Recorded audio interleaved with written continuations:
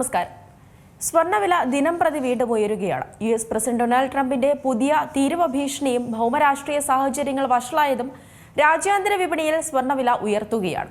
ഇങ്ങനെ ഉയർന്ന സ്വർണ്ണവിലയിൽ നട്ടം തിരിയുകയാണ് കേരളത്തിലെ സാധാരണക്കാർ.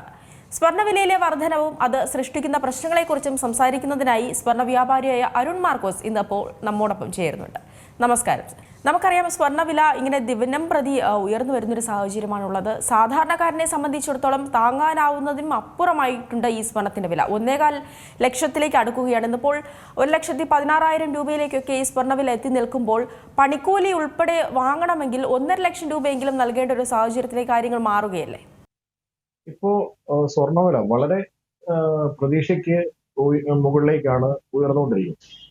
ഏകദേശം ഒരു ഔൺസിന്, ഒരു ട്രോയ് ഔൺസിന് $5,000 ഇപ്പോൾ നിലവിൽ സ്വർണ്ണവില പോയിക്കൊണ്ടിരിക്കുക. ശരിക്കും 2026 ഡിസംബറിലേക്ക് $5,000 എത്തും എന്നുള്ള തരത്തിലായിരുന്നു സാമ്പത്തിക വിദഗ്ധർ അഭിപ്രായപ്പെട്ടിരുന്നത്. പക്ഷെ ഇതിപ്പോ 2026 ആദ്യം തന്നെ ഇത്രയും ഒരു ഉയർച്ചയിലേക്ക് എത്തിയപ്പോൾ സാമ്പത്തിക വിദഗ്ധർ, അതായത് ഗോൾഡ്മാൻ ാണ് ഇതിന്റെ ഫോർകാസ്റ്റ് ചെയ്യുന്ന ഒരു ഏജൻസി, അവരുടെ ഫോർകാസ്റ്റ് പ്രകാരം 2026 ഡിസംബറിൽ ഏകദേശം 5,400 മുകളിലേക്ക് ഒരു ഔൺസിന്റെ റേറ്റ് എത്തുമെന്നാണ് അവരിപ്പോ പുതിയതായിട്ട് പ്രവചിക്കുന്നത്. ഏകദേശം 4,900 ആയിരുന്നു അവർ പ്രവചിച്ചിരുന്നത് നിലവിൽ. അതിൽ നിന്ന് $500 ആണ് ഒരു ഔൺസിന് റേറ്റ് അവര് കൂടുതലായി എത്തിയേക്കാം എന്നുള്ള തലത്തിലേക്ക് പ്രഖ്യാപനം വന്നിരിക്കുന്നത്. അതുപോലെ തന്നെ നിലവില് ഈ ഭൗമരാഷ്ട്ര സാഹചര്യങ്ങൾ വന്നതിലെ പ്രശ്നങ്ങൾ കാരണം നിലവില് ഉണ്ടായേക്കുന്ന ഒരു പ്രശ്നം, അതിനോടൊപ്പം തന്നെ US ഫെഡറൽ റിസർവിന്റെ പലിശ നിരക്ക് കുറയ്ക്കുന്നതിനെ സംബന്ധിച്ച് ഒക്കെ വീണ്ടും ചർച്ചകൾ നടക്കുകയാണ്. ഇതൊക്കെയാണ് ഇപ്പോ നിലവിൽ ഇങ്ങനെ ഒരു വില വർധനവിന് കാരണമായിരിക്കുന്നത്. അത് ഒരു പ്രത്യേക ഈ ഒരു സാഹചര്യത്തിൽ വലിയൊരു മാറ്റം ഉടനെയൊന്നും പ്രതീക്ഷിക്കേണ്ട എന്നുള്ളതാണ് നമ്മൾ മാർക്കറ്റിൽ മനസ്സിലാക്കുന്നത്. അതെ, ഈ അന്താരാഷ്ട്ര തലത്തിൽ ഉണ്ടാകുന്ന മാറ്റങ്ങളാണല്ലോ ഈ സ്വർണ്ണവിലയെ സ്വാധീനിക്കുന്നത്. ഈ രീതിയിൽ പോവുകയാണെങ്കിൽ ഈ ട്രംപിന്റെ, ഒരു തരത്തിൽ പറഞ്ഞാൽ ഈ ട്രംപിന്റെ പിടിവാശികളാണ് ഇത്രയും വലിയൊരു അനിശ്ചിതത്വത്തിലേക്ക് ഈ കാര്യങ്ങളൊക്കെ കൊണ്ടെത്തിക്കുന്നത്. മറ്റുള്ള രാജ്യങ്ങൾക്ക് എന്ത് സംഭവിച്ചാലും അതിൽ കുഴപ്പമില്ല എന്നുള്ള ഈ ഒരു മൈൻഡ് സെറ്റ്, അത് മാറാതെ ഈ സ്വർണ്ണവില അത് താഴേക്ക് ഇറങ്ങുമെന്ന് നമുക്ക് പ്രതീക്ഷിക്കാനാകുമോ? അതായത് ട്രംപിന്റെ ഈ മൈൻഡ് സെറ്റ് എന്താണ് ട്രംപ് ഉദ്ദേശിക്കുന്നത് ഇതുവരെ ഒരു സാമ്പത്തിക വിദഗ്ധർക്കും അതിന്റെ ഒരു വിശകലനം അല്ലെങ്കിൽ അതിലൊരു ക്രോഡീകരിച്ച് അവർക്ക് എടുക്കാൻ സാധിച്ചിട്ടില്ല. ട്രംപിന്റെ ചില സമയത്തെ പ്രവൃത്തികൾ കാണുമ്പോൾ ഇത് ട്രംപിന് എന്തെങ്കിലും മാനസിക നില തകരാറിലായിട്ടാണോ ഇത് ചെയ്യുന്നത് പോലും ആളുകൾ ചിന്തിക്കുന്ന തരത്തിലേക്ക്, അമേരിക്കയിൽ ഉൾപ്പെടെയുള്ള രാജ്യങ്ങളെ ആളുകൾ ചിന്തിക്കുന്ന തലത്തിലേക്ക് എത്തിയിട്ടുണ്ട്. പക്ഷേ നമ്മൾ ചിന്തിക്കുന്നതിനേക്കാൾ ഉപരിയായി ട്രംപ് ഒരു ബിസിനസ്സുകാരനാണ്. ട്രംപ് കൃത്യമായി ബിസിനസ്സിന് വേണ്ടി രാജ്യത്തിന്റെ കാര്യങ്ങളെ കൃത്യമായി ക്രമീകരിച്ച് കൊണ്ടുപോകുന്ന തരത്തിൽ രാജ്യത്തിന് ഗുണകരമായിട്ട് തന്നെയാണ് ട്രംപ് ഇപ്പോൾ നിലവിൽ കാര്യങ്ങൾ നീക്കിക്കൊണ്ടിരിക്കുന്നത്. ഇത് നമ്മളെ പോലുള്ള അല്ലെങ്കിൽ മറ്റുള്ള രാജ്യങ്ങൾക്ക് ദോഷകരമായി തോന്നുമെങ്കിൽ അവരുടെ രാജ്യത്തിന് നേട്ടം കിട്ടുന്ന രീതിയിലാണ് കാര്യങ്ങൾ പോകുന്നത്. ഇപ്പൊ നമ്മുടെ ഇന്ത്യൻ രൂപയും നമ്മൾ ഡോളറുമായിട്ട് കമ്പയർ ചെയ്യും. ഒരു പക്ഷേ ഒരു 10 വർഷം മുൻപ് 65 രൂപ അല്ലെ 60-ന് മുകളിൽ ഒരു തുക ഡോളറിന് എന്ന് കേൾക്കുമ്പോൾ തന്നെ ജനം ഞെട്ടിയിരുന്ന ഒരു സമയമാണ്. പക്ഷെ അതിൽ നിന്ന് വിഭിന്നമായി ഇപ്പോ 91 രൂപ 69 പൈസയാണ് ഒരു ഡോളറിന് നമ്മൾ നൽകേണ്ടി വരുന്നത്. ഇന്ത്യൻ രൂപയായിട്ടുള്ള വിനിമയ നിരക്കാണ് ഇത്രയും വലിയ ഒരു വ്യത്യാസം വരുമ്പോൾ, ഇപ്പൊ അമേരിക്കയിൽ ഇങ്ങോട്ടേക്ക് പണം അയക്കുന്ന ഒരാളെ സംബന്ധിച്ച് അവര് അമേരിക്കയുടെ $1 ലക്ഷം ഇങ്ങോട്ട് അയച്ചാൽ ഇവിടെ അത് 91 ലക്ഷം രൂപയുടെ മൂല്യത്തിലേക്ക് എത്തിക്കും. ഇത് ഒരു വ്യക്തികളെ സംബന്ധിച്ച് നമ്മുടെ ഇന്ത്യ പോലെയുള്ള ബാക്കിയുള്ള രാജ്യങ്ങളൊക്കെ ഇത് ദോഷകരമായിട്ട് തീരുന്നുണ്ട്. പക്ഷെ അമേരിക്കയെ സംബന്ധിച്ച് ഇത് നിലവിൽ ഇതുവരെ അവർക്കൊരു പ്രശ്നം ഉണ്ടായിട്ടില്ല. ഉണ്ടായാലും അതിനനുസരിച്ച് ചേഞ്ച് വരുത്താനായിട്ട് അവിടെ അതിന് കൃത്യമായ സംവിധാനങ്ങളുണ്ട്. അതുകൊണ്ട് ഈ ട്രംപിന്റെ ഈ നയങ്ങളെ ചോദ്യം ചെയ്യാൻ ആവാത്ത തരത്തിലുള്ള ക്രമീകരണങ്ങളിലൂടെയാണ് അദ്ദേഹം പോകുന്നത്. ഗ്ലോബലൈസേഷൻ വന്നതോടുകൂടി അന്താരാഷ്ട്ര വിപണിയിലെ മാറ്റങ്ങൾ അനുസരിച്ച് നമുക്ക് ഇവിടെയും ചേഞ്ചസ് വരുത്തിയേ പറ്റും. അല്ലാതെ ഇപ്പോ ഇവിടെ പല ആളുകൾ പറയാറുണ്ട് സംഘടനകൾ അവർക്ക് തോന്നുന്ന രീതിയിലാണ് ഇവിടെ വില നിശ്ചയിക്കുന്നതെന്നൊക്കെ. അതൊന്നും അതിനകത്തൊരു അവരെ ആരെയും കുറ്റപ്പെടുത്താൻ സാധിക്കില്ല. സംഘടനകളുടെ കുഴപ്പമല്ല. ഇത് ആഗോളതലത്തിൽ മാറ്റമുണ്ടാകുമ്പോൾ നമുക്ക് അതിനെ ആശ്രയിച്ചാണ് ഈ സ്വർണ്ണവില നമ്മൾ മുന്നോട്ട് കൊണ്ടുപോകുന്നത്. അതുകൊണ്ട് അതിനനുസരിച്ച് ഒരു ദിവസം തന്നെ ചിലപ്പോൾ ഒന്നും രണ്ടും പ്രാവശ്യമൊക്കെ മാറ്റേണ്ടതായിട്ട് വരും. അപ്പോൾ അതൊക്കെ നമ്മൾ മനസ്സിലാക്കിക്കൊണ്ട് വേണം ഇനി മുന്നോട്ട് പോകാനായിട്ട്. സ്വർണ്ണ വ്യാപാരികളെയാണ് ഇത് പ്രധാനമായിട്ടും ബാധിക്കുന്നത്. അത് എന്താണെങ്കിലും ട്രംപിനെ തടയാനായിട്ട് ട്രംപിന്റെ ഈ തീരുമാനങ്ങൾക്ക് കടിഞ്ഞാണിടാൻ തക്ക എന്തെങ്കിലും ഒരു നീക്കം അന്താരാഷ്ട്ര തലത്തിൽ ഉണ്ടായില്ല എന്നുണ്ടെങ്കിൽ ഈ സ്വർണ്ണ വിലയിൽ നിലവിലെ സാഹചര്യത്തിൽ ഒരു കുറവ് പ്രതീക്ഷിക്കേണ്ട എന്നുള്ളതാണ് ഇപ്പോഴത്തെ സാഹചര്യം വെച്ച് നമുക്ക് വിലയിരുത്താം. ഈ സ്വർണ്ണവില ഇനിയും എത്രത്തോളം ഉയരാനുള്ള ഒരു സാധ്യതയുണ്ട്? കാരണം ഈ 1.5 ലക്ഷത്തിലേക്കൊക്കെ ഈ സ്വർണ്ണത്തിന്റെ വില എത്തുമെന്നാണ് പറയുന്നത്. ആ ഒരു രീതിയിലേക്കൊക്കെ പോകാനുള്ള ഒരു സാധ്യതയുണ്ട്. ഇതിപ്പോൾ നമുക്കറിയാം ഈ ഒരു മാസം, ഈ ജനുവരി ഒരു മാസത്തിൽ തന്നെ 1 ലക്ഷത്തിൽ നിന്നും എത്ര പെട്ടെന്നാണ് ഈ 1,17,000 രൂപ വരേക്ക് ഈ സ്വർണ്ണത്തിന്റെ വില എത്തിയതെന്ന് നമ്മൾ കണ്ടതാണ്. ആ രീതിയിൽ നോക്കുകയാണെങ്കിൽ ഒരുപക്ഷെ ഈ 2026 അവസാനിക്കുന്നതോടെ 2 ലക്ഷത്തിലേക്ക് ഈ സ്വർണ്ണത്തിന്റെ വില എത്തും എന്ന് പറയുന്നതിലും തെറ്റുണ്ടോ? അതായത് ഇനിയും ഏകദേശം ഇപ്പോഴത്തെ കണക്ക് പ്രകാരം $500 കൂടി വർദ്ധിക്കും എന്നുള്ളതാണ് പറയപ്പെടുന്നത്. $500 വർദ്ധിക്കുമ്പോൾ അതിനെ നമ്മൾ $500 വർദ്ധിക്കുന്നതിനെ നമ്മൾ കണക്കാക്കുമ്പോൾ ഇപ്പോഴത്തെ കണക്കനുസരിച്ച് ഉറപ്പായിട്ടും സ്വർണ്ണവില മാത്രം 1.25 ലക്ഷത്തിന് മുകളിലേക്ക് ഉടൻ തന്നെ എത്തും എന്നുള്ളതാണ്. 1.5 ലക്ഷം എന്നുള്ള ടാർഗറ്റ് ഈ വർഷം എത്തും എന്നുള്ളതാണ് ഗോൾഡ്മാൻ പോലുള്ള സ്വർണവുമായി ബന്ധപ്പെട്ട അന്താരാഷ്ട്ര ഏജൻസികൾ വിലയിരുത്തുന്നത്. അത് അവരിപ്പോ ചേഞ്ച് ചെയ്താണ് ഈ 1.5 എത്തിക്കുന്നത്. ആ 1.5 എത്തിക്കുമ്പോൾ തന്നെ അവിടെ നിൽക്കണമെന്നുമില്ല. അപ്പോൾ നമുക്ക് ഈ 1.5 മുകളിൽ ഒരുപക്ഷെ 2 ലക്ഷം ഒക്കെ വരെ എത്താൻ ഉള്ള സാധ്യതയും സാഹചര്യവും നിലനിൽക്കും. പക്ഷേ അത് പൂർണ്ണമായി എത്തണമെന്നുമില്ല. ഇതിനിടയ്ക്ക് എന്തെങ്കിലും പ്രത്യേക സാഹചര്യങ്ങൾ ഉണ്ടായി ഈ ട്രംപിന്റെ തീരുമാനങ്ങളൊക്കെ പിൻവലിക്കുക, എന്തെങ്കിലുമൊക്കെ ഇതിനിടയ്ക്ക് അന്താരാഷ്ട്ര തലത്തിൽ ഉള്ള ചർച്ചകൾ നടക്കുക, എന്തെങ്കിലുമൊക്കെ ഉണ്ടായാൽ ഒരുപക്ഷെ അവിടെ ഈ സ്വർണ്ണവിലയെ പിടിച്ചു കെട്ടാനും ചിലപ്പോൾ കുറച്ച് താഴേക്ക് കുറയാനും ഒക്കെ സാധ്യതയുള്ളൂ. പക്ഷെ നിലവിൽ ഒരു ട്രെൻഡ് തുടർന്നാൽ 1.5 ലക്ഷവും 2 ലക്ഷവും ഒന്നും സ്വർണ്ണവിലയുടെ കാര്യത്തിൽ അപ്രാപ്യമല്ല എന്നുള്ളതാണ് മനസ്സിലാക്കാൻ സാധിക്കും. ഇത് ലക്ഷങ്ങളുടെ കണക്കിലേക്കൊക്കെ ഈ സ്വർണത്തിന്റെ വില പോകുമ്പോൾ ജുവലറികളിലേക്ക് എത്തുന്ന ആളുകളുടെ എണ്ണത്തിലുണ്ടായിട്ടുള്ള ഒരു മാറ്റം എത്രത്തോളമുണ്ട്? നേരത്തെ നമുക്കറിയാം ഈ കഴിഞ്ഞ വർഷം ഏറെക്കുറെ ഈ ഒരു സമയത്തോടെയൊക്കെയാണ് ഈ സ്വർണത്തിന്റെ വില ഇങ്ങനെ ഉയരാൻ തുടങ്ങുന്നത്. ആ ഒരു സമയത്തും പോലും ഈ ജുവലറികളിൽ വലിയൊരു തിരക്കുണ്ടായിരുന്നു. എന്നാൽ ഇന്ന് അതിനൊരു മാറ്റം വന്നിട്ടില്ലേ? വലിയ തോതിൽ മാറ്റം വന്നിട്ടുണ്ട്. ഞാൻ കഴിഞ്ഞ കുറച്ച് നാളുകളായി നമ്മൾ ചർച്ചകളിലൊക്കെ പങ്കെടുക്കുമ്പോൾ ഞാൻ പറയാറുണ്ടായിരുന്നു, സ്വർണ്ണവില അടിക്കടി ഇങ്ങനെ വർദ്ധിക്കുമ്പോൾ ആളുകൾ എടുക്കുന്ന അളവ് ഗണ്യമായി കുറച്ചിരിക്കുക. ഇപ്പൊ ആളുകൾ ചോദിച്ചു വരുന്നത് സാധാരണക്കാരായിട്ടുള്ള ആളുകൾ ചോദിച്ചു വരുന്നത് 1 പവനില് പിള്ളേർക്കുള്ള മാമോദിസ അല്ലെ 28 കെട്ടിന് ഉള്ള ആഭരണങ്ങൾ ഒരു സെറ്റായിട്ട് 3/4 പവനിൽ ലഭിക്കുമോ എന്നുള്ളതാണ്. അതായത് 2 ഗ്രാമിന്റെ മാല, 2 ഗ്രാമിന്റെ അരിഞ്ഞാണം, 2 ഗ്രാമിന്റെ കാൽത്തള എന്നൊക്കെയാണ് അവർ ആവശ്യപ്പെടുന്നത്. ഇപ്പോ 8 ഗ്രാം എടുക്കാൻ പറ്റുന്നവർ ചോദിക്കുന്ന അതിന്റെ കൂടെ ഒരു ചെയിനും ഒരു വളയും കൂടി ലഭിക്കുമോ, അത്തരത്തിലേക്ക്. അതൊക്കെ നേരത്തെ സമയത്ത് ഇതിന് വിലയിൽ വ്യതിയാനം ഉണ്ടായിരുന്നപ്പോൾ ഇതൊക്കെ ഈ അരിഞ്ഞാണമൊക്കെ തന്നെ 3/4 പവനോ 1 പവനോ ഒക്കെ എടുത്തിരുന്ന ആളുകളാണ് ഇപ്പൊ ഈ ചേഞ്ചിലേക്ക് വന്നിരിക്കുന്നത്. ഇത് ഞാൻ പറഞ്ഞത് സാധാരണക്കാരുടെ കാര്യം. അതിന് മുകളിലേക്കുള്ള ആളുകൾ നിലവിൽ വിവാഹത്തിന് 20 പവൻ 25 പവനൊക്കെ നൽകിയിരുന്ന ആളുകൾ ഇപ്പൊ അത് ഗണ്യമായി കുറച്ച് 10 പവനിലേക്കും 15 പവനിലേക്കും ഒക്കെ കുറയ്ക്കുന്ന ഒരു തലത്തിലേക്ക്. ഇത് ആളുകളെ ഒരു തരത്തിലും കുറ്റം പറയാനായിട്ട് സാധിക്കില്ല. കാരണം അവരുടെ പർച്ചേസിങ് പവർ വളരെ ഗണ്യമായി കുറഞ്ഞിരിക്കുകയാണ്. കാരണം വേറെ സാമ്പത്തിക മാർഗങ്ങൾ ഇപ്പൊ പൊതുവെ ജോലി ചെയ്യുന്ന ഒരാളെ സംബന്ധിച്ച് അവർക്ക് വർഷങ്ങളായിട്ട് ലഭിക്കുന്ന ഒരു ശമ്പളം അത് മാത്രമേ അവർക്ക് ലഭിക്കുന്നു. അതുപോലെ തന്നെ അല്ലാതെ ചെയ്യുന്ന ആളുകൾ ബിസിനസ്സുകളൊക്കെ തന്നെ ഒരു സാമ്പത്തിക മാന്ദ്യത്തിന്റെ ഒരു പിടിയിൽ അകപ്പെട്ട് മുന്നോട്ട് പോകുന്നു. ദൈനംദിന ചെലവുകൾക്ക് ആവശ്യമുള്ള പണം സ്ഥിരമായി അത് ദൈനംദിന ചെലവുകൾ വളരെ വലിയ തോതിൽ വർദ്ധിച്ചിരിക്കുന്ന ഈ സമയത്ത് ഈ ചെലവുകളെ മീറ്റ് ചെയ്ത് അതിനുശേഷം അവരുടെ ഈ കാര്യങ്ങളൊക്കെ നടന്നു പോകുന്നത് തന്നെ വലിയൊരു കാര്യമായിട്ടാണ് കാണുന്നത്. ഈ ആളുകൾ ലോൺ എടുത്തും മറ്റുമാണ് ഇപ്പോ ഈ കല്യാണ ആവശ്യത്തിനൊക്കെ സ്വർണം വാങ്ങുന്ന തലത്തിലേക്ക് ഒരു മാറ്റവും ഉണ്ടായിരിക്കും. ഇങ്ങനെയുള്ള സാഹചര്യങ്ങളെല്ലാം കൂടെ കടന്നു പോകുമ്പോൾ ഇതെല്ലാം സ്വർണ്ണക്കടകളിലേക്ക് എത്തുന്ന ആളുകളുടെ എണ്ണം കുറയുന്നുണ്ട്. വെയിറ്റ് വളരെ ഗണ്യമായിട്ട് എടുക്കുന്നതിന് കുറഞ്ഞിട്ടുണ്ട്. ഇപ്പൊ സാധാരണ ഉണ്ടായിരുന്നതിൽ ഒരു 25% ആളുകളാണ് ഇപ്പൊ സ്വർണ്ണക്കടകളിലേക്ക്. അപ്പൊ നമുക്ക് അതിന്റെ സ്വർണ്ണക്കടയിൽ ഉണ്ടായേക്കുന്ന ഒരു കച്ചവടത്തിന്റെ മാന്ദ്യം മനസ്സിലാക്കാൻ സാധിക്കും. സാർ, അപ്പോൾ ഈ പ്രീ ബുക്കിംഗ് എന്ന രീതി ഇപ്പോൾ ആളുകൾ എത്രത്തോളം ഉപയോഗിക്കുന്നുണ്ട്? നമുക്കറിയാം, നേരത്തെയൊക്കെ പ്രീ ബുക്കിംഗ് ഒത്തിരിയായി ചെയ്തിരുന്നു. കാരണം സ്വർണ്ണവില ഇങ്ങനെ ഉയരുന്നു എന്നുള്ളൊരു പ്രതീക്ഷയൊക്കെ ഉണ്ടായിരുന്നു ആളുകൾക്ക്. എന്നാൽ മുൻപത്തെ സംബന്ധിച്ച് നോക്കുമ്പോൾ ഇപ്പോൾ പ്രീ ബുക്കിങ്ങിനാണെങ്കിൽ പോലും ആളുകൾ കൂടുതലായി ഉപയോഗിക്കുന്നുണ്ടോ?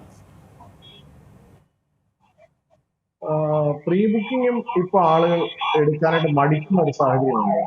കാരണം ചെറുകിട വ്യാപാരികൾ ഈ പ്രീ ബുക്കിങ്ങിനെ പ്രോത്സാഹിപ്പിക്കുന്നില്ല എന്നുള്ളതാണ് അതിന്റെ ഒരു വശം.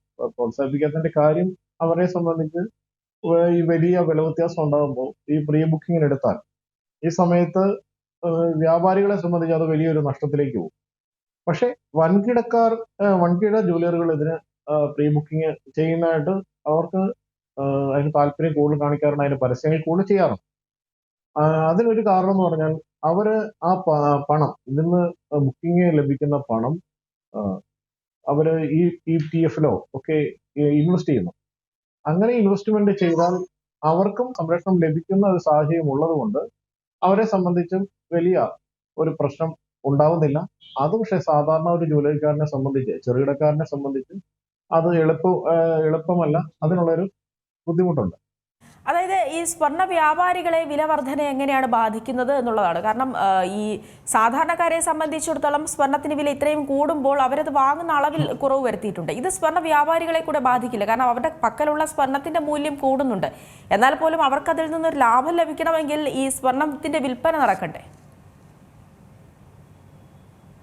അത് നമ്മള് മുൻപ് പറഞ്ഞിട്ടുള്ളതാണ്. അതായത് സ്വർണ്ണ വ്യാപാരികളെ എപ്പോഴും പ്രധാനമായി ബാധിക്കുന്നത് അവർക്ക് സെയിൽ ഒന്നും നടക്കുന്നില്ല. കച്ചവടം നടന്നെങ്കിൽ മാത്രമേ അവർക്ക് അതിൽ നിന്ന് ലാഭം എടുക്കാൻ സാധിക്കുന്നുള്ളൂ. കാരണം അതുകൊണ്ടാണ് ഞാൻ നേരത്തെ പറഞ്ഞത്, പല ചെറുകിട വ്യാപാരികൾക്കും അതുപോലെ തന്നെ ഇപ്പൊ ഈ വ്യാപാരം നടക്കാത്തതുകൊണ്ട് പല വ്യാപാര സ്ഥാപനങ്ങളിലും കൃത്യമായ വരുമാനം ലഭിക്കാത്തത് കൊണ്ട് അവര് അടച്ചുപൂട്ടലിന്റെ ഭീഷണിയാണ് എന്ന് പറയാനുണ്ടായ സാഹചര്യം.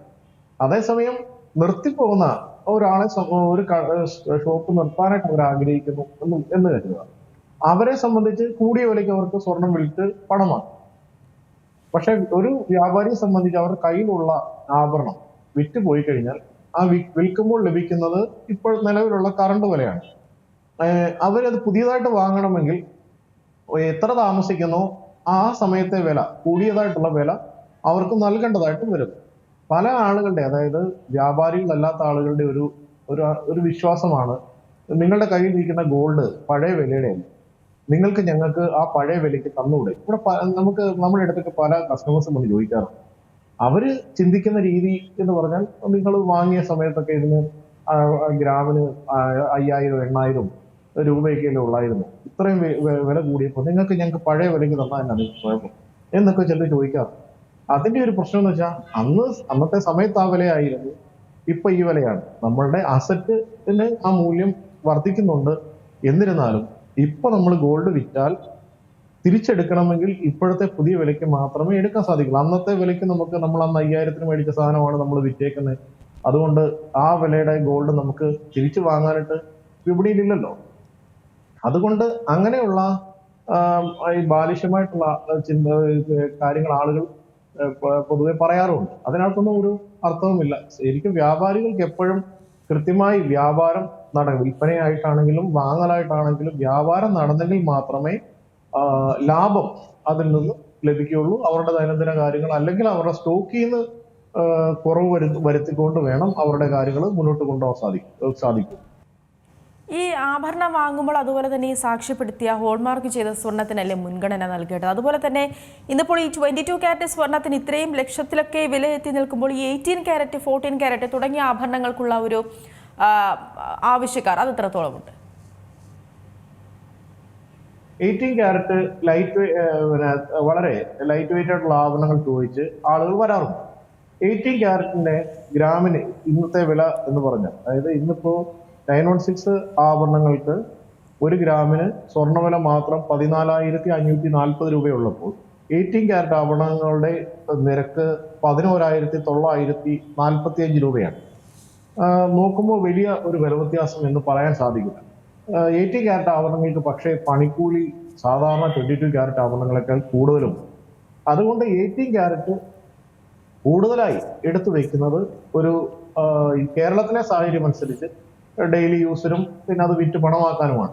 അത് അങ്ങനെ ഒരു സാഹചര്യത്തിലേക്ക് നോക്കുമ്പോൾ അത് വലിയ തോതിലുള്ള ഒരു ബിസിനസ്, വലിയ കച്ചവടം അത് നടക്കില്ല. ചെറിയ തോതിൽ ഉള്ള ബിസിനസ് ഒരാളെടുക്കുന്നവർ ഒരു 2 ഗ്രാം 3 ഗ്രാം അല്ലെങ്കിൽ ചെറിയ വെയിറ്റിൽ ആഭരണങ്ങളെ പ്രബുദ്ധരായ മലയാളികളായിട്ടുള്ള ആളുകൾ അല്ലെങ്കിൽ കേരളത്തിലുള്ള ആളുകൾ കൃത്യമായി പഠിച്ച് കാര്യങ്ങൾ ചെയ്യുന്നവരായതുകൊണ്ട് അവർ 18 ക്യാരറ്റിന് ഒരു പരിധിയിൽ അപ്പുറത്തേക്ക് വലിയ പ്രിഫറൻസ് കൊടുക്കാനുള്ള സാധ്യത നിലവിലില്ല.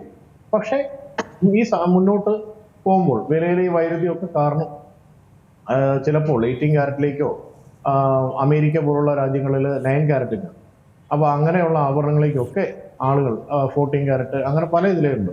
അതിലേക്കൊക്കെ ആളുകൾ തിരിയാതിരിക്കാൻ തരമില്ല. കാരണം സാമ്പത്തികം അവരുടെ പർച്ചേസിംഗ് പവറിന്റെ പ്രശ്നം, ഇത് എങ്ങനെ ഇതിനെ മീറ്റ് ചെയ്യാൻ പറ്റും, അങ്ങനെയുള്ള ഒരു പ്രശ്നമുണ്ട്. പിന്നെ മഞ്ഞ ലോകത്തിൽ നിന്ന് ഇപ്പോഴത്തെ യുവതലമുറ ആയിട്ടുള്ള ജെൻസി ആളുകൾ അതിൽ നിന്ന് അകലുന്ന ഒരു സാഹചര്യവും നിലവിൽ കാണുന്നു. അതൊക്കെ വരുമ്പോൾ ഒരു പക്ഷേ കൂടുതലായി 18 ക്യാരറ്റ് ആഭരണങ്ങൾ അല്ലെ അതിൽ താഴേക്ക് ക്യാരറ്റിലുള്ള ആഭരണങ്ങളൊക്കെ കൂടുതൽ സെയിൽ നടക്കാനുള്ള സാധ്യതയുണ്ട്. കാരണം ഇപ്പോഴത്തെ ആളുകളെ സംബന്ധിച്ച് അവർക്ക് ഇതിന്റെ മൂല്യമോ ഇത് തിരിച്ചു കൊടുക്കുമ്പോൾ ലഭിക്കുന്നതിനെ പറ്റി ഒന്നും വലിയ ബോധവാന്മാരോ അല്ല, അവർക്ക് അതിനെപ്പറ്റി വലിയ അതൊരു പ്രശ്നവുമല്ല. അവർക്ക് അപ്പോഴത്തെ കാര്യങ്ങൾ അവർക്ക് നടക്കാൻ ആ ഒരു രീതിയിലാണ് കാര്യങ്ങൾ പോകുന്നത്. അതുകൊണ്ട് 18 ക്യാരറ്റിനും ഇനി മുന്നോട്ട് അതിനുള്ള കച്ചവടം വർദ്ധിക്കാനുള്ള ഒരു സാഹചര്യം ഉണ്ട്. ഇങ്ങനെ ഒരു വില നിലനിൽക്കുകയാണ്. വില താഴേക്ക് പോകുന്ന ഒരു സാഹചര്യമാണെങ്കിൽ അങ്ങനെ ഉണ്ടാവില്ല. ഈ വില ഉയരുകയും കൂടുതലായി ആ തരത്തിലേക്ക് 2 ലക്ഷം 1.5 ലക്ഷത്തിന് മുകളിലേക്കൊക്കെ വില ഉയരുന്ന സാഹചര്യം ഉണ്ടായാൽ 18 ക്യാരറ്റിലേക്ക് ആളുകളുടെ രീതി മാറാനുള്ള സാധ്യത കൂടുതലാണ്. ഈ തിടുക്കത്തിൽ സ്വർണം വാങ്ങുന്നതിനോട് താങ്കൾ എന്താണ് പറയുന്നത്? അതായത് ഈ സ്വർണം വില ഉയരുന്നത് കണ്ടിട്ട് പെട്ടെന്ന് പോയി തിടുക്കത്തിൽ ഈ സ്വർണ്ണാഭരണം വാങ്ങുകയാണെങ്കിൽ ഒരുപക്ഷെ പിന്നെ അതൊരു നഷ്ടത്തിലേക്ക് പോകാനുള്ളൊരു സാധ്യതയുണ്ട്. ഈ സ്വർണത്തിന്റെ വില ഇടിഞ്ഞ് വരുന്ന ഒരു സാഹചര്യം എപ്പോഴെങ്കിലും ഉണ്ടാകാനുള്ള സാധ്യതയുണ്ടോ? നിലവിലെ സാഹചര്യത്തിൽ അങ്ങനെ വില താഴേക്ക് പെട്ടെന്ന് പോകാനുള്ള ഒരു സാധ്യത കാണുന്നില്ല. കാരണം നമ്മൾ പറഞ്ഞതുപോലെ ഈ അമേരിക്കയെ നിയന്ത്രിക്കാൻ നിലവിൽ ആരുമില്ല. നിലവിൽ അവരുടെ മേലുള്ള നിയന്ത്രണം ആരെ കൊണ്ടും എത്തിക്കാനായിട്ട് സാധിക്കുന്നില്ല.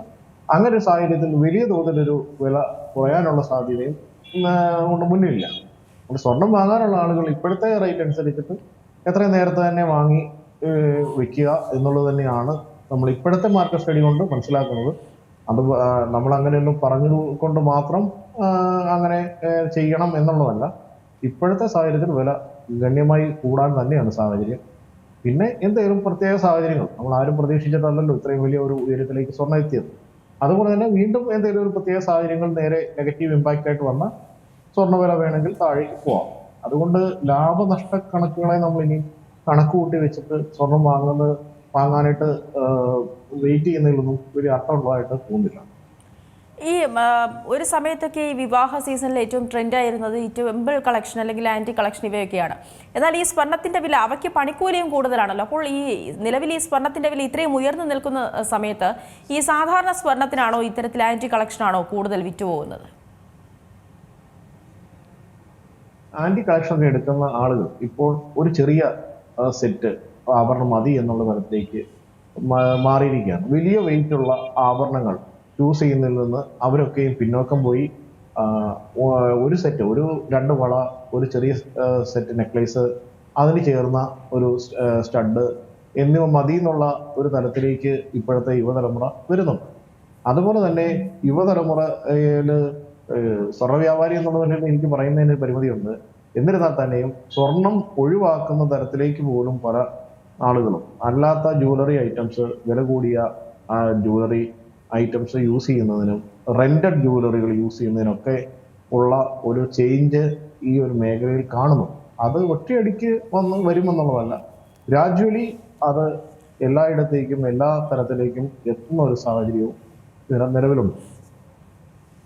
അതെ, ഈ സ്വർണത്തിനൊപ്പം തന്നെ ഈ വെള്ളിയും വലിയ രീതിയിൽ മുന്നേറുകയല്ലേ. സ്വർണത്തിന് 80% വർധനയാണ് രേഖപ്പെടുത്തിയിട്ടുള്ളതെങ്കിൽ വെള്ളിക്ക് 200%-ലേറെ മുന്നേറ്റം കൈവരിച്ചതായി കാണാൻ സാധിക്കുന്നുണ്ട്. ഈ വെള്ളിയുടെ വില വർധനവ്, അതിനെക്കുറിച്ച് താങ്കൾക്ക് എന്താണ് പറയാനുള്ളത്? ഇപ്പോൾ ഏകദേശം ഗ്രാമിന് 340 രൂപയടുത്താണ് വെള്ളി വില നിൽക്കുന്നത്. ഒരു വർഷം മുൻപ് ഏകദേശം 100 രൂപ അടുത്തായിരുന്നു വെള്ളി വില. അത് രണ്ടിരട്ടിയിലധികം വർദ്ധിച്ചാണ് നിലവിൽ എത്തിയിരിക്കുന്നത്. അത് പിന്നെ നമ്മളൊരു നിക്ഷേപം എന്ന നിലയിൽ വെള്ളി വാങ്ങുന്ന ആളുകളെ സംബന്ധിച്ച് അത് അവർക്ക് വലിയ ഒരു നേട്ടമാണ്. കാരണം കഴിഞ്ഞ ഒരു വർഷം മുൻപ് വാങ്ങിയ ആളുകൾ 100 രൂപയ്ക്ക് വാങ്ങി വെച്ചിരുന്ന ആളുകൾക്ക് ഇപ്പൊ 300 രൂപയാണ് ലഭിക്കുക. അതായത് 1 ലക്ഷം രൂപയുടെ വെള്ളി വാങ്ങി വെച്ചിരുന്ന ആൾക്ക് ഒരു വർഷം കഴിഞ്ഞപ്പോൾ ആ 1 ലക്ഷം രൂപയ്ക്ക് പകരം 3 ലക്ഷം രൂപയ്ക്ക് അവർക്ക് ആ വെള്ളി വിൽക്കാൻ സാധിക്കുന്നുണ്ട്. അത് സ്വർണത്തിന്റെ കാര്യത്തിൽ അത്രയും ഒരു വർധനവ് ഇല്ലല്ലോ. സ്വർണത്തിന്റെ കാര്യത്തിൽ ഒരു 25% അല്ലെങ്കിൽ 30% ഒക്കെ വർധനമാണ് വന്നേക്കുന്നത്. ആ സ്ഥാനത്താണ് 200% ഒരു വർധനവ് വെള്ളിയിൽ വന്നിരിക്കുക. അതുകൊണ്ട് ഇപ്പോ വെള്ളിയിലേക്ക് ആളുകൾ നിക്ഷേപം, കാരണം അധികം പൈസ സ്വർണം വാങ്ങി വെക്കുന്ന പോലെ കൂടുതൽ തുക മുടക്കേണ്ടതായിട്ട് വരുന്നില്ല. പക്ഷേ ലാഭം നന്നായിട്ടുണ്ട്. അതുകൊണ്ട് ഒരുപാട് എൻക്വയറീസ് വെള്ളിയായിട്ട് ബന്ധപ്പെട്ടുണ്ട്. വെള്ളിയുടെ കോയിനുകൾ, ബിസ്ക്കറ്റുകൾ ഒക്കെ ചോദിച്ച് 50 ഗ്രാം, 100 ഗ്രാം, 10 ഗ്രാം മുതൽ ഉള്ള ബിസ്ക്കറ്റുകൾ, കോയിനുകളൊക്കെ ചോദിച്ച് ആളുകൾ വരുന്നുണ്ട്. പിന്നെ വെള്ളി ആഭരണങ്ങൾ വാങ്ങിക്കൊണ്ടിരിക്കുന്ന ആളുകൾ ഒരു ഞെട്ടല്ല. കാരണം നിലവിൽ അവർക്ക് 2000 രൂപയ്ക്കും 3000 രൂപയ്ക്കും ഒക്കെ ലഭിച്ചിരുന്ന അരിഞ്ഞാണവും പാദസരവും ഒക്കെ കുഞ്ഞു കുട്ടികൾക്കൊക്കെ മേടിക്കുമ്പോൾ ഇപ്പൊ 5000-നും 6000-നും മുകളിലേക്ക് ആ വില എത്തിയിരിക്കുകയാണ്. അപ്പൊ അത് ആളുകൾക്ക് അങ്ങോട്ട് അക്സെപ്റ്റ് ചെയ്യാനായിട്ട് പറ്റാത്തൊരു വിലവുണ്ട്. കാരണം വാങ്ങുന്നു, ഇത്രയും വില എങ്ങനെയാണ് ഞങ്ങൾ വാങ്ങുന്നതിനാവുന്നത്? ഞങ്ങൾ കഴിഞ്ഞ പ്രാവശ്യം വാങ്ങിയപ്പോൾ ഇതേ ഉരുപ്പടി 2000 രൂപയ്ക്കാണല്ലോ കിട്ടിയത്, അതിനിപ്പോ ഇങ്ങനെ 6000 ആയത് എന്നുള്ള തരത്തിൽ ആളുകൾ നമ്മളോട് ഒരാശങ്ക പ്രകടിപ്പിക്കുന്നു. അപ്പൊ ആ ആശങ്കയ്ക്ക് നമുക്ക് പരിഹരിച്ച് ചെയ്യാൻ പറ്റുന്ന കാര്യം, നമ്മൾ കാര്യങ്ങൾ പറഞ്ഞ് മനസ്സിലാക്കുമ്പോൾ അവരത് അക്സെപ്റ്റ് ചെയ്യുന്നുണ്ട്. പക്ഷെ എന്നാലും സാധാരണക്കാർക്ക് ഇപ്പോൾ വെള്ളിയും ഒരു അപ്രാപ്യമാണ് എന്ന തരത്തിലേക്ക് മാറുന്നു. പക്ഷെ വേറൊരു കാര്യമുണ്ട്, ഇപ്പോൾ വെള്ളി വിൽക്കുമ്പോഴും ഈ പഴയ വെള്ളി എന്ന് പറഞ്ഞാൽ ഇപ്പോൾ നമ്മൾ വിൽക്കുന്നത് 92.5 എന്ന് പറഞ്ഞ 916 പോലെ അതേ ഇതിലുള്ള ഏറ്റവും പ്യൂർ ആയിട്ടുള്ള വെള്ളിയാണ് നമ്മൾ ആഭരണമായി വിൽക്കുന്നത്. പക്ഷേ ഇപ്പോഴും പല കടകളിലും 40% ഉള്ളത്, 50% ഉള്ളത്, 60, 75% എന്ന തരത്തിലുള്ള വെള്ളികൾ ഇപ്പോഴും പല കടക്കാരും വിൽപ്പന നടത്തുന്നു. അതിനകത്ത് പ്രോപ്പറായിട്ടൊരു നിയന്ത്രണം ഇതുവരെ വന്നിട്ടില്ല. കാരണം ഈ വെള്ളിക്ക് അധികം വിലയില്ലാതിരുന്ന ഒരു സാഹചര്യം ഉള്ളതുകൊണ്ടായിരുന്നു അങ്ങനെ വരാതിരുന്നത്. പക്ഷെ ഇനി മുന്നോട്ട് ഏറ്റവും പ്യൂർ വെള്ളി 92.5 വെള്ളിക്ക് തന്നെ ഗവൺമെന്റ് അതിനൊരു തീരുമാനത്തിലെത്തി അങ്ങനെ പോകേണ്ടതായിട്ടൊരു സാഹചര്യവും. കാരണം ഈ കുറഞ്ഞ വെള്ളി കൊണ്ടുവരുമ്പോൾ അത് ഉപയോഗിക്കുമ്പോഴാണെങ്കിൽ പെട്ടെന്ന് അത് കറുത്തു പോകുന്ന ഒരു സാഹചര്യവും. അതുപോലെ തന്നെ അതിന് റീസെയിൽ വില കിട്ടാത്തൊരവസ്ഥയാണ്. പക്ഷെ ഇപ്പോൾ നല്ല വെള്ളിക്ക് നല്ല വില ലഭിക്കുന്ന ഒരു സാഹചര്യമുണ്ട്. അതും വെള്ളി വിൽക്കാൻ വരുന്ന ആളുകൾക്ക് അതൊരു ആശ്വാസമാണ്. അവർ വാങ്ങിയപ്പോൾ ഉണ്ടായിരുന്നതിനേക്കാൾ നല്ലൊരു വില കൂടുതൽ ഇപ്പോൾ പഴയ വെള്ളിക്കും ഉപയോഗിച്ചതിന് ശേഷം വിൽക്കുമ്പോൾ കിട്ടുന്നു എന്നത് ഒരു വെള്ളി വാങ്ങാൻ വരുന്ന ആളുകൾക്കൊരു ആശ്വാസമുണ്ട്. എന്താണെങ്കിലും സ്വർണം പോലെ തന്നെ, അല്ലെ സ്വർണത്തെക്കാൾ ഉപരിയായിട്ട് കുറഞ്ഞ പണം മുടക്കി കൂടുതലായിട്ടുള്ള വെയിറ്റ് വെള്ളി വാങ്ങി വെക്കുന്നതും ഇപ്പോഴത്തെ സാഹചര്യത്തിൽ ഒരു ലാഭകരമായിട്ടുള്ള ഒരു കാര്യമാണ്. അതെ, ഈ സ്വർണത്തിനും വെള്ളിക്കും ഒക്കെ വില കൂടുന്നുണ്ട്. ഈ ഒരു രീതിയിൽ ഈ റോസ് ഗോൾഡ് പോലുള്ള ആഭരണങ്ങൾ ഉപയോഗിച്ചിരുന്നവരും കൂടുതലാണ്. ഈ റോസ് ഗോൾഡിനൊക്കെ ഈ വില കൂടുന്നുണ്ടോ? റോസ് ഗോൾഡ് എന്ന് പറഞ്ഞ് ഉദ്ദേശിക്കുന്നത് അതിനകത്ത് നോർമലുള്ള ഗോൾഡിനകത്ത് വേറെ മെറ്റീരിയലുകൾ ആഡ് ചെയ്ത് അതിനൊരു കളർ ചേഞ്ച്, അതായത് മഞ്ഞ സ്വർണം, യഥാർത്ഥ സ്വർണത്തിന്റെ കളറ് ഉള്ള സ്വർണം കുറെ ആളുകൾക്ക് ഉപയോഗിക്കുന്നതിന് ഒരു മടുപ്പുണ്ട്. അവരുടെ ആ ഒരു മടുപ്പ് മാറ്റുന്നതിനും ഒരു പുതിയ ട്രെൻഡ് സെറ്റ് ചെയ്താണ് റോസ് ഗോൾഡുകളും മറ്റും വിപണിയിലേക്ക് എത്തിയിരിക്കുന്നത്. അത് കൂടുതലായിട്ട് റോസ് ഗോൾഡ് വരുന്നത് 18 ക്യാരറ്റിലാണ് എന്നുള്ളതാണ് ഇതിനകത്ത് നമുക്ക് മനസ്സിലാക്കാൻ സാധിക്കുന്നത്. അപ്പോൾ അതുകൊണ്ട് നോർമൽ 18 ക്യാരറ്റിന്റെ റേറ്റും അതിന്റെ വലിയൊരു പണിക്കൂലിയും അത് വാങ്ങുമ്പോൾ കസ്റ്റമേഴ്സിന് ആവുന്നുണ്ട്. തിരിച്ചു കൊടുക്കുമ്പോൾ ഈ പറഞ്ഞ പോലെ അതിന്റെ നോർമലുള്ള 18 ക്യാരറ്റ് ആണെങ്കിൽ 18 ക്യാരറ്റിന് അനുസരിച്ചുള്ള ഒരു വിപണി വിലയെ അതിന് ലഭിക്കുന്നുള്ളൂ. വലിയ തോതിൽ അതിനുവേണ്ടി നൽകിയ പണിക്കൂലിയും എല്ലാം നഷ്ടപ്പെടുമ്പോൾ അത് ശരിക്കും ഒരു വിൽപ്പന വാങ്ങലും വിൽപ്പനയും ഉദ്ദേശിച്ച് ചെയ്യുന്ന ഒരാളെ സംബന്ധിച്ച് അത് വലിയൊരു നഷ്ടമായിട്ട് തന്നെയാണ് പരിഗണിക്കുന്നത്. ഈ നിക്ഷേപത്തിന് ETF-കൾ അല്ലെങ്കിൽ ഈ സോവറിൻ ബോണ്ടുകൾ പോലുള്ള ഡിജിറ്റൽ ഓപ്ഷനുകൾ തിരഞ്ഞെടുക്കുന്നതിനെ പറ്റിയുള്ള താങ്കളുടെ അഭിപ്രായം എന്താണ്? ETF-ൽ പണം നിക്ഷേപിക്കുന്ന ആളുകൾ, സോവറിൻ ഗോൾഡിലൊക്കെ നിക്ഷേപിക്കുന്ന ആളുകൾ ഒരുപാട് ഇപ്പോൾ വർദ്ധിച്ചിട്ടുണ്ട്. അത് കൃത്യമായി അറിഞ്ഞ് നിക്ഷേപിക്കാനായിട്ട് സാധിക്കണം. കാരണം ഡിജിറ്റലി കാര്യങ്ങൾ അറിയാവുന്ന ആളുകളാവണം. അല്ലെങ്കിൽ ഒരു മെയിൻ ഏജൻസി മുഖേനയാണ് അവരിത് ചെയ്യുന്ന ഇടപാടുകൾ നടത്തുന്നതെങ്കിൽ അതും പ്രോപ്പർ ആയിട്ടുള്ള ഗവൺമെന്റ് അംഗീകൃത ഏജന്റുമാർ വഴി വേണം ഈ കാര്യങ്ങൾ ചെയ്യാൻ. അത് നിലവിലെ സാഹചര്യത്തിൽ നല്ല ഒരു ഓപ്ഷനാണ്. അതിനും ഒരുപാട് ആളുകൾ ഈ പറയുന്ന നിക്ഷേപ സാധ്യതകളെ തിരിച്ചറിഞ്ഞ് ഇന്നത്തെ യുവതലമുറ ഒരുപാട് ആളുകൾ ഇതിലേക്ക് നിക്ഷേപങ്ങൾ കൊണ്ടുപോകുന്നു. പക്ഷേ ഫിസിക്കൽ ഗോൾഡ് ആയിട്ട് ആഗ്രഹിക്കുന്ന ആളുകളെ സംബന്ധിച്ച് ജ്വല്ലറിയിൽ തന്നെ വന്ന് ആഭരണങ്ങൾ നേരിട്ട് കണ്ട് ബോധ്യപ്പെട്ട് വാങ്ങി ഉപയോഗിക്കുക, അവർക്ക് ഉപയോഗിക്കുകയും ചെയ്യാം. അത് കഴിഞ്ഞ് വിൽക്കുമ്പോഴും ഈ വില കിട്ടും. അതാണ് ഇത് തമ്മിലുള്ള ഒരു വ്യത്യാസം. മറ്റേത് നമ്മുടെ ഒരു പേപ്പറായിട്ടായിരിക്കും ഇരിക്കുക, അല്ലെങ്കിൽ നമ്മളെ ഡിജിറ്റലി ആയിരിക്കും ഉള്ളത്. നമ്മൾ കൊടുക്കുമ്പോഴും ആ രീതിയിലങ്ങ് കാര്യങ്ങളൊന്നും നമ്മൾ ലാഭം മാത്രം ഉദ്ദേശിച്ച് നമ്മൾ ആഭരണമായിട്ട് നമുക്ക് വേണ്ട, നമുക്കത് കാണേണ്ട ആവശ്യവുമില്ല എന്നുള്ള ആളുകളെ സംബന്ധിച്ച് അത് ഒരു പ്രശ്നമല്ല, നല്ല രീതിയിൽ മുന്നോട്ട് കൊണ്ടുപോകുന്ന ഒരു കാര്യവും. ഈ ഒരു ചോദ്യം കൂടെ ഞാൻ ചോദിക്കുകയാണ്. ഈ സ്വർണ്ണവില ഉയരാൻ തന്നെയാണ് വരും ദിവസങ്ങളിലെയും സാധ്യതയെന്ന് താങ്കൾ പറഞ്ഞു. ഒരുപക്ഷെ കുറയാനുള്ളൊരു സാധ്യതകൾ അത് എത്രത്തോളമുണ്ട്? ഇനി ഒരുപക്ഷെ കുറഞ്ഞാൽ പോലും എത്ര രൂപയുടെ ഒരു വ്യത്യാസമാണ് വരാൻ സാധ്യതയുള്ളത്? നിലവിൽ കുറയാനുള്ള സാധ്യത വളരെ കുറവാണ്. അതൊരു 20% താഴെ മാത്രമേ വില കുറയാനുള്ള ഒരു സാധ്യത കാണുന്നു. ഇത് കുറഞ്ഞാൽ തന്നെയും ഒരു 10%, 15% ഒക്കെ ഉള്ള ഒരു കുറവ് പരമാവധി വരാനുള്ള സാധ്യതയെ കാണുന്നുള്ളൂ. എന്താണെന്നും നിലവിലെ ഒരു സാഹചര്യത്തിൽ 1 ലക്ഷത്തിന് താഴേക്ക് സ്വർണ്ണവില പോകാനുള്ള ഒരു സാധ്യത കാണുന്നില്ല. നമ്മൾ ഒരു മാസം മുന്നേ വരെ വിചാരിച്ചിരുന്നത് 1 ലക്ഷത്തിലൊക്കെ എത്തിയ സമയത്ത് നമ്മൾ വിചാരിച്ചു വില താഴേക്ക് പോകാനുള്ള സാധ്യത ഉണ്ട്, പോയാലൊരു 70,000, 75,000 രൂപയിലേക്കൊക്കെ എത്താം എന്നൊക്കെ വിചാരിച്ചിരുന്നിടത്തിൽ നിന്നാണ് വീണ്ടും ഇതുപോലൊരു കുതിപ്പ് ഉണ്ടായിരിക്കും. അതുകൊണ്ട് ഇപ്പോഴത്തെ ഒരു സാഹചര്യത്തിൽ നമുക്ക് മനസ്സിലാക്കാൻ സാധിക്കുന്നു, വില താഴേക്ക് പോയാലും ഒരു 1 ലക്ഷത്തിനോടടുത്ത് ഒരു വില, 1 ലക്ഷത്തിൽ താഴേക്ക് സ്വർണ്ണവില പോകാൻ ഉള്ളൊരു സാധ്യത നിലവിൽ കാണുന്നു. ശരി, വളരെയധികം നന്ദി. എന്തായാലും ഇത്രയും സമയം ഈ സ്വർണവുമായി ബന്ധപ്പെട്ടുള്ള കാര്യങ്ങളിൽ നമ്മളോടൊപ്പം സംസാരിച്ചതിന്. സ്വർണ്ണ വ്യാപാരിയായ അരുൺ മാർക്കോസ് ആണ് നമ്മോടൊപ്പം ഈ സ്വർണത്തിന്റെ വില വർധനവും അതുമായി ബന്ധപ്പെട്ട് നിൽക്കുന്ന കാര്യങ്ങളെ പറ്റിയുമൊക്കെ നമുക്ക് വിവരങ്ങൾ നൽകിയത്. വളരെയധികം നന്ദി.